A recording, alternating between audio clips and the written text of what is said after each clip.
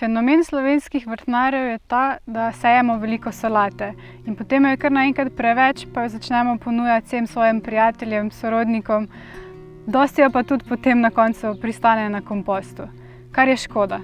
Dobra alternativa solati je špinača, ki jo vzgojimo enako zgodaj spomladi, predstavlja na gredah neko predposevek pred glavno kulturo in pa ima široko uporabo v kulinariki, saj lahko shranimo tudi za kasnejšo uporabo kasneje čez leto. Pa si poglejmo vzgojo spomladanske špinače.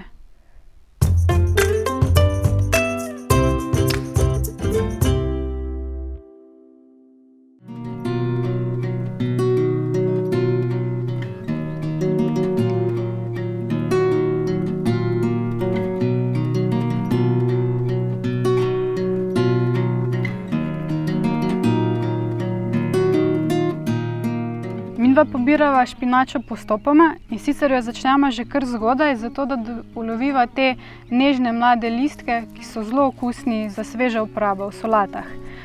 Pobiramo postopoma, trgava te zunanje liste, spodnje, da iz srčike potem rastejo naprej novi listi.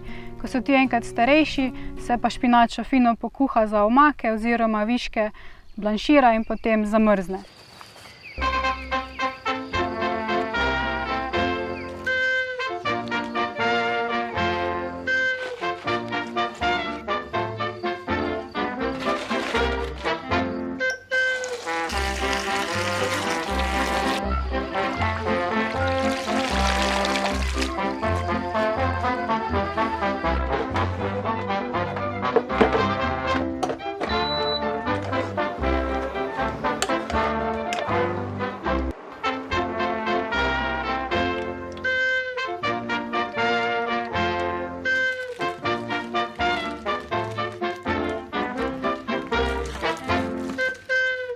Ko dokončno pospraviva oziroma poreževa iz grede špinačo, korenine obvezno pustiva v tleh in tu raste glavna kultura.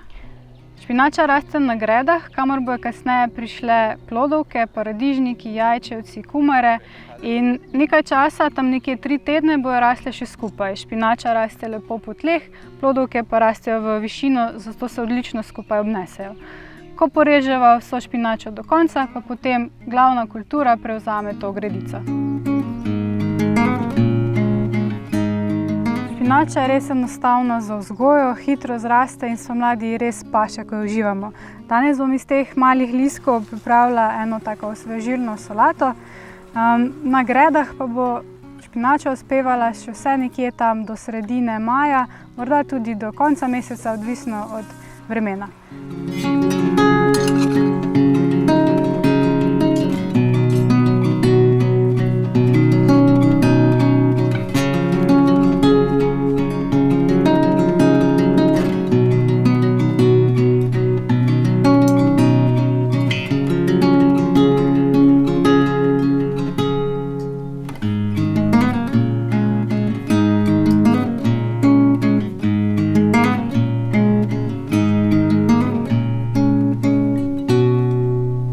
Sledite, delite, komentirajte in ne pozabite uživati v vrtnarjenju.